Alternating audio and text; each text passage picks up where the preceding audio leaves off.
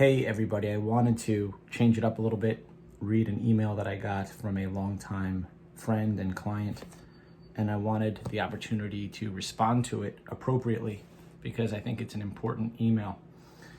Hey Tom, I was chatting with a group of peeps and old UTCers about how ahead of everything and on point you have always been.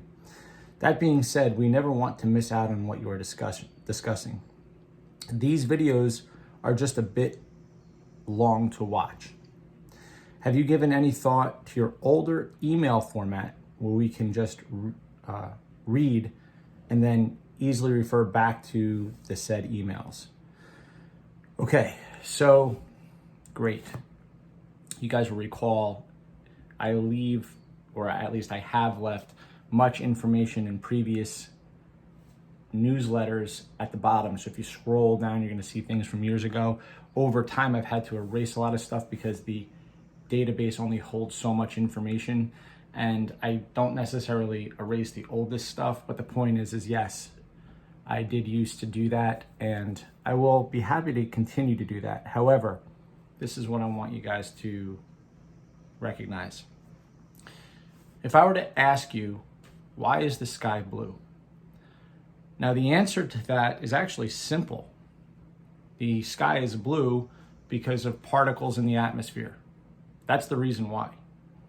But it doesn't tell you why the sky is blue. You'd have to understand something about what's happening with those particles in order to understand why the sky is blue. But I answered your question.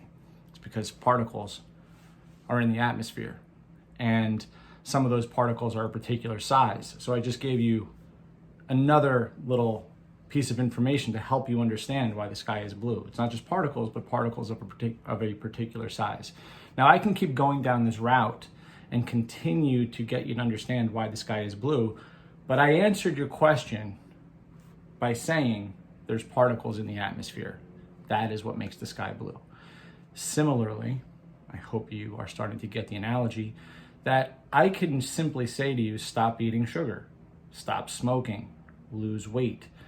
I can say, take this supplement or that supplement, get 7.5 hours of sleep. What's the problem with that approach? Well, of course, if you don't understand why, you're less likely to do it. Even if you do understand why, and I present all of the science available, there's still difficulty in change. And of course, if I talk about something like sleep, I try to give the most practical ways to get those 8 hours of sleep. Practical, right? So you don't have to go run up a mountain, get this special potion, bring it back, put it into, it's make sure the room is dark, make sure you fall asleep at the same time every night. Stop looking at your cell phone, stop looking at your television, make sure it's completely dark, quiet. White noise is fine as long as it's very, very ambient, like you can barely hear it. Making sure that your dog can't jump on the bed, meaning you can't get woken up in the middle of the night by your husband or spouse kicking you. All these things matter, and we've talked about strategies to mitigate that. We talked about, putting on